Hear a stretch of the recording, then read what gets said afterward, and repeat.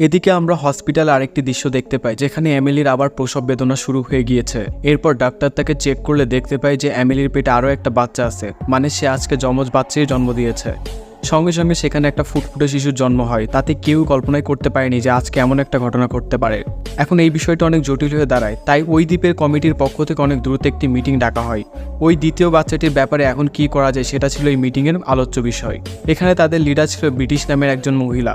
যেহেতু twin baby জন্ম নিয়েছে তাই আমাদের উচিত দুইটা বাচ্চাকেই রাখা, আর যেহেতু একটা বেবির জন্য তাদের দাদা জীবন দিয়ে দিয়েছে তাই এখন অন্য একজনকে আমাদের মারা একদম উচিত হবে না। আর আমরা এখন অন্তত আমাদের জনসংখ্যা 513 থেকে 514 জন করতে পারি। কিন্তু অন্য একজন মানুষ তখন বলে যে আমাদের এই নিয়ম তো বহু বছর ধরেই চলছে, আর এখন যদি আমরা এর কোনো ব্যতিক্রম ঘটনা ঘটাই তাহলে আমাদের ভবিষ্যৎ প্রজন্ম ঠিকই একই কাজ করবে, আর এর মাধ্যমে আমাদের দ্বীপের এই জনসংখ্যা কোনোভাবে আমরা ধরে রাখতে পারবো না।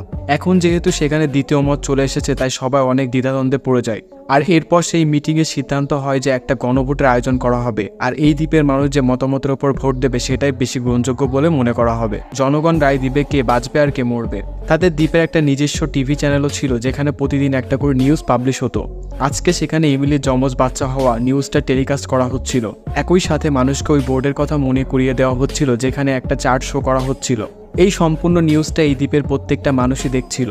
সেখানে তখন আমরা ক্রিশ্চিয়ান নামের এক ছেলেকে দেখতে পাই, যে বোর্ডে দেখতে পাই যে তার সিরিয়াল হলো 511। এটা দেখে সে তো অনেক বেশি অবাক হয়ে যায়, কারণ এই দ্বীপে লোক আছে মাত্র 513 জন, আর সেখানে তার সিরিয়াল 511। তার মানে খুবই শীঘ্রই তার মৃত্যু অবধারিত, কারণ শেষের পজিশনে থাকা মানুষদের দিয়ে এই গণভোটের আয়োজন করা হতো।